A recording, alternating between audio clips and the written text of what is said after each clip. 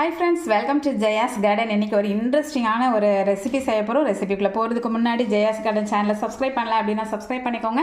அப்படியே பக்கத்தில் இருக்க அப்படியே பெல் ஐக்கானை ஆல் ஆப்ஷன் போட்டு வச்சுக்கோங்க. என்ன ரெசிபின்னு தானே நினைக்கிறீங்க? உருண்டை குழம்பு என்னோட ஸ்டைலில் செய்ய போகிறேன். அதுக்கு 2 வத்தல் எடுத்திருக்கேன், ஒரு சின்ன துண்டு இஞ்சி. நான் ரொம்ப கம்மியாக தான் செய்ய போகிறேன். ஒரு அரை டம்ளர் கிட்ட தான் பருப்பு ஊற வச்சுருக்கேன். அது கடலைப்பருப்பு.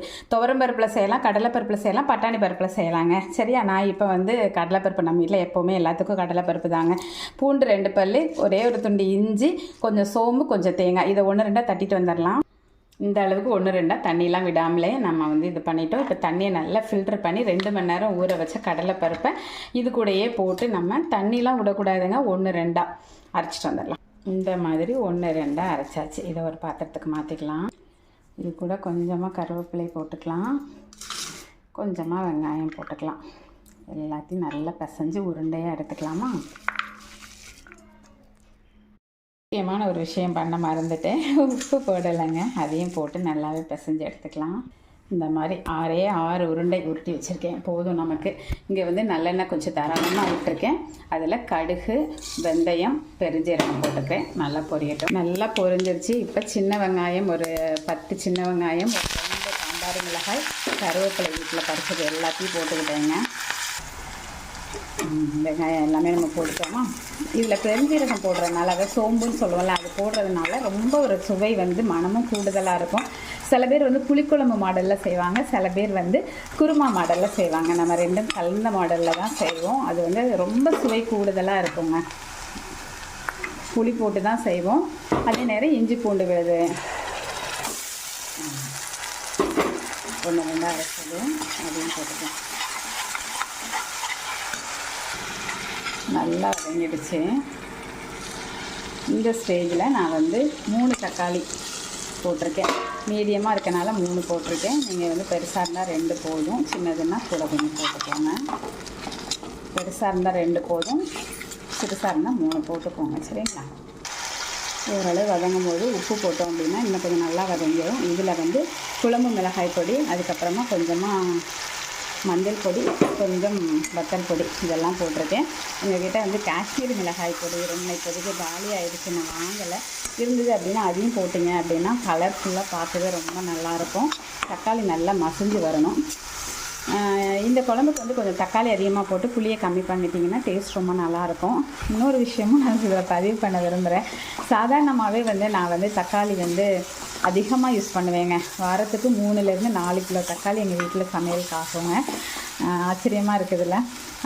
புளி வந்து நாங்கள் அதிகமாக வாங்கவே மாட்டோம். 1/4 கிலோ வாங்கினோன்னா அது 2-3 மாதத்துக்கு அப்படியே கிடக்குங்க. புளியே அதிகமாக எடுக்க மாட்டேன். இன்னொரு விஷயம் சொன்னால் நீங்கள் எப்படி எடுத்துக்குவீங்கன்னு தெரியல. புளிக்குழம்புக்கு நான் வந்து புளி போட மாட்டேங்க, தக்காளியிலேயே செஞ்சுடுவேன். அப்படின்னா நம்புவீங்களா? இப்போ கொஞ்சமாக கரைச்சி வச்சுருக்கிற புளியை ஊற்றி இந்த தண்ணியில் இது பண்ணால் புளியெல்லாம் ஊற்றினதுக்கப்புறம் பாருங்கள் நல்லா மசிஞ்சு இந்த அளவுக்கு வந்திருக்கு.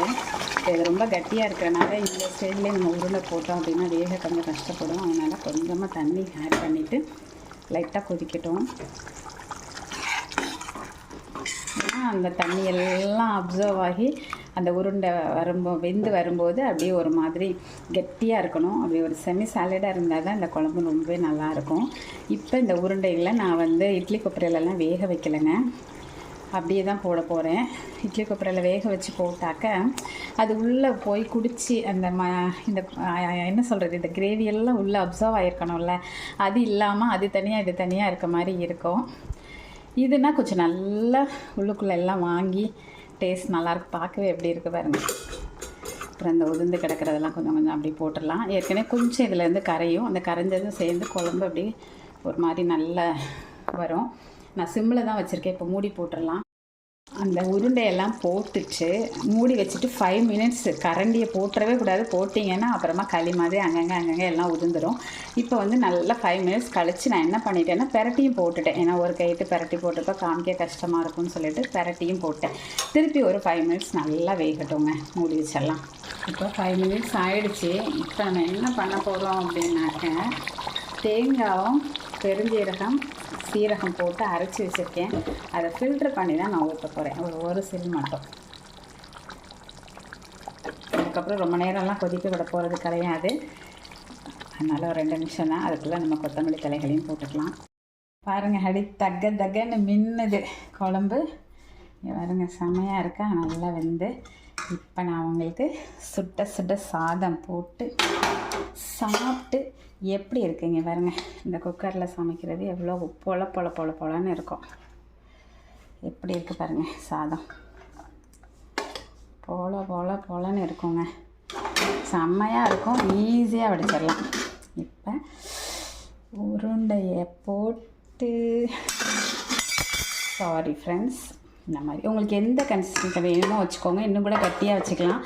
நான் வந்து கொஞ்சம் மல்டிபர்பஸ் என்ன சொல்கிறது, நைட்டுக்கு ஏதாவது இட்லி தோசைக்கும் இதை வச்சு சாப்பிட்டுக்கலாம் அப்படின்னு சொல்லிவிட்டு கொஞ்சம் கிரேவியாக வச்சுருக்கேன்.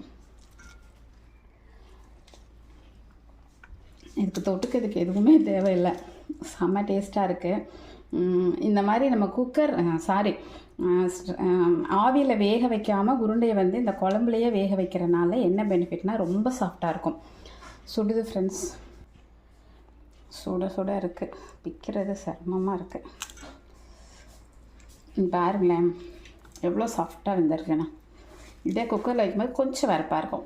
குக்கர்னு வருது, ஆவியில் வேக வச்சுட்டு அதுக்கப்புறம் குழம்புல போட்டிங்கன்னா கொஞ்சம் வெறப்பாக இருக்கும். இது மாதிரி குழம்புலேயே வேக வச்சிங்கன்னா உள்ளே எல்லாம் நல்லா உரைச்சி சாஃப்டாகவும் இருக்கும் ஃப்ரெண்ட்ஸ். செம்ம டேஸ்ட்டாக இருக்குது. தொட்டுக்கிறதுக்கு எதுவுமே வேணாம் போல், ஆனாலும் நான் இன்றைக்கி கீரை வைக்கிறேன். எங்கள் வீட்டில் நிறைய கீரை விளைஞ்சிருக்கனால. ஆனாலும் இப்போ எனக்கு இதை பார்த்த உடனே சாப்பிட்டுட்டு அதுக்கப்புறமா தான் உங்களுக்கு எல்லாருக்கும் கீரை வைக்கலான்னு முடிவு பண்ணியிருக்கேன். ஓகே ஃப்ரெண்ட்ஸ், நீங்களும் இது வந்து இட்லி தோசைக்கு கூட செம்ம டேஸ்ட்டாக இருக்கும். புளிக்குழம்பும் இல்லாமல் குருமாவும் இல்லாமல் ஒரு செம்ம டேஸ்ட்டு. அதுவும் இந்த மாதிரி ஒரு நல்ல குழஞ்ச சாதம், ஆனால் எங்களுக்கு உதிர இருக்கும் இதில் செய்கிறனால. இப்படி நீங்கள் செஞ்சு பார்த்துட்டு எனக்கு கமெண்ட் பாக்ஸில் சொல்லுங்கள், நீங்கள் என்ன மாதிரி செய்வீங்க அப்படின்னு சொல்லுங்கள். ஓகே ஃப்ரெண்ட்ஸ், இந்த வீடியோ உங்களுக்கு பிடிச்சிருந்தது அப்படின்னா கண்டிப்பாக ஃப்ரெண்ட்ஸ் அண்ட் ரிலேட்டிவ்க்கு ஷேர் பண்ணுங்கள். மறக்காமல் சேனலை சப்ஸ்கிரைப் பண்ணி சப்போர்ட் பண்ணுங்கள். ஓகே, பாய்.